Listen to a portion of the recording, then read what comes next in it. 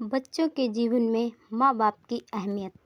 माँ बाप की कीमत हमें तब समझ में आती है जब हमारे खुद के बच्चे हो जाते हैं और तब तक कभी कभी कुछ देर भी हो चुकी होती है।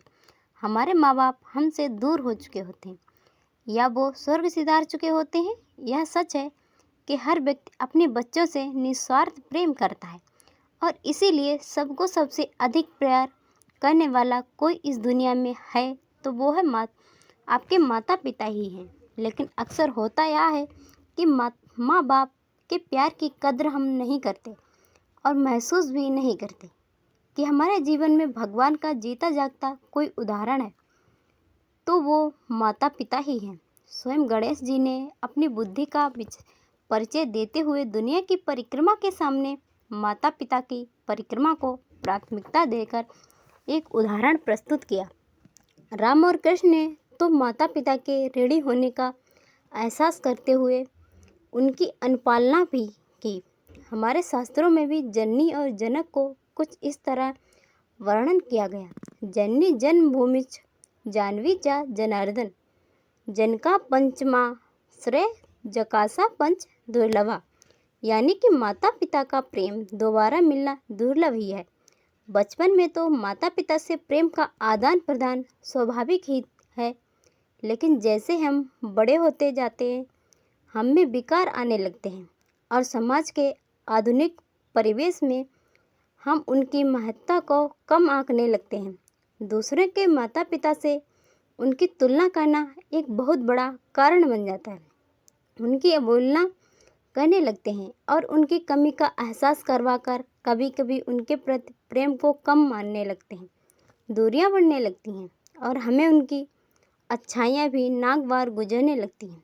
जबकि सच यही है कि कोई भी बच्चे अपने बच्चों को बेइंतहा प्यार करता है तो हमेशा के लिए, चाहे बच्चा कुछ भी करे। बच्चे की उन्नत होने पर सबसे ज़्यादा खुशी दुनिया में किसी को होती है तो वो माता पिता के अलावा कोई नहीं। जैसे चिड़िया दाना लेकर अपने बच्चों को खिलाती है फिर खुद खाती है, उसी प्रकार माता पिता अपनी परवाह भूलकर बच्चों को अच्छी ज़िंदगी देने की भरपूर कोशिश करते हैं। इस तथ्य को कभी कभी हम जानबूझकर नज़रअंदाज कर देते हैं, जो बाद में एहसास पर पछतावे के सिवा कुछ नहीं होता। इस विषय में मुझे फिर एक कहानी याद आने लगी, जो संक्षिप्त में इस प्रकार है। एक नई बहू अपने ससुराल में देखती है कि उसकी सास अपनी सास को मिट्टी के बर्तन में ही खाने को देती है, सबसे अलग। उसे एक अलग कमरे में रहने देती है जहाँ किसी से ना बातचीत ना आना जाना, बस रोज़ बचा खुचा खाना सरकरम में भर कर दे देती, जिसे बुढ़िया खा पी कर गुजारा चलाती। नई बहू चुपचाप सकोरे में अपने कमरे में इकट्ठा करना चालू कर दिया। जब दिवाली की सफाई के लिए सास ने नई बहू के कमरे की खोजबीन की तो इतने सारे सकोरे देखकर पूछने लगी कि कहाँ से आए। तो बहू ने बता दिया कि वो पुराने सकोरे धोकर संभाल कर रखती हूँ। सास ने पूछा, ऐसा क्यों करती है?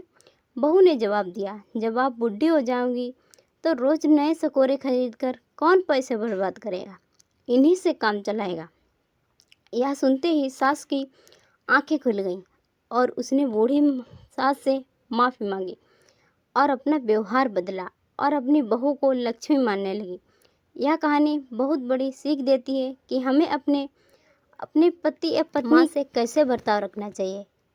एक और लोक कथा इस प्रकार है। एक गांव में चलन था कि बूढ़े लोगों को दूर एक जगह जहां से भी वापस ना आ सकें छोड़ दिया जाता था, जहां साधन के अभाव में बूढ़े कुछ दिन में मर जाते थे। एक बार एक बूढ़े को छोड़ने उसका बेटा साथ जा रहा था। उसने देखा कि पिता अपने साथ में गेरू लिए थोड़ा थोड़ा गिराता जाता था। थोड़ी देर बाद बेटे ने पूछा, ऐसा क्यों कर रहे हो? वृद्ध ने कहा, रास्ता कठिन है, लौटते समय तुम भूल न जाओ, इसीलिए लाल गेरू के निशान तुम्हारी मदद करेंगे। बेटा सोचने लगा कि जिंदगी के आखिरी समय भी पिता मेरी इतनी चिंता करता है और मैं उन्हें मरने के लिए छोड़ आऊँ, यह नहीं हो सकता। उसने प्रण किया कि मैं गांव की ऐसी परंपरा बदल डालूंगा। कितनी मर्मस्पर्शी है कहानियाँ जो हमें दादी नानी को सुना करती थी। अब टेलीविज़न के ज़माने में सारी बातें भूलते जा रहे हैं आधुनिक एवं प्रगतिशील बनने के चक्कर में अपनी ज़मीन से ही दूर होते जा रहे हैं। अक्सर एक बड़ा फ़र्क नज़र आने लगता है, खासकर शादी के बाद, जब हम अपनी नई दुनिया बसाने के साथ पुरानी दुनिया से तालमेल बिठाने में कई बार असमर्थ होते हैं और पहली दुनिया चित करने लगते हैं। ऐसे में बहुत ज़रूरी होता है तालमेल बनाए रखना, ताकि माँ बाप का भी ख्याल रहे, बीवी के साथ साथ उसके माँ बाप से सही रिश्ता कायम रहे। इस विषय में कहना आसान है, निभाना थोड़ा कठिन, पर यही ज़िंदगी है। उपेक्षित माता पिता की समस्या कोई नई नहीं, पीढ़ी बदलते देर नहीं लगती और बच्चे ही खुद माँ बाप बनने लगते हैं। ज़रूरत इस बात की है कि हमें समय रहते ही इस बात को समझ लेना चाहिए, फिर पछताए होत क्या जब चिड़िया चुन गई खेत।